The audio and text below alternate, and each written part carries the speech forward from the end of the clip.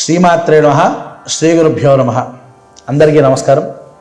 ఈరోజు మనము ఏదైతే వ్రతములు చేసుకుంటామో అవి అయిపోయిన తర్వాత మండప బియ్యము ఉంటాయి. ఆ మండప బియ్యం ఏం చేయాలంటే అని చెప్పేసి మమ్మల్ని చాలామంది అడుగుతూ ఉంటారు. దానికి మనం ఈరోజు విషయం తెలుసుకుందాము. అయితే ఏ వ్రతమైనా సరే, ఏ పూజ అయినా సరే, అవి అయిన తర్వాత ఆ ద్రవ్యము ఏదైతే బియ్యము కావచ్చు, దాని మీద వస్త్రము, బియ్యము, అలాగే కలశము, అవి అన్నీ కూడా ఎవరైతే చేయించి ఉన్నారో ఆ బ్రాహ్మడికి ఇవ్వాలి.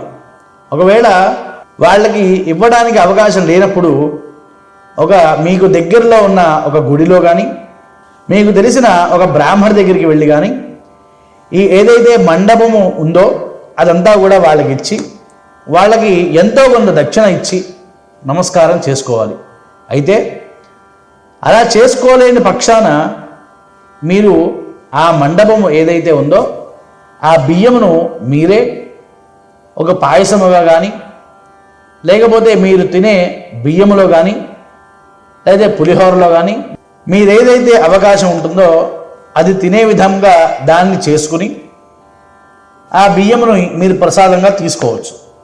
అయితే ప్రతి వ్రతముకి కూడా ఒక కలశము ఏర్పాటు చేస్తాము. మరి ఆ కలశము ఏం చేయాలండి అని అడుగుతూ ఉంటారు.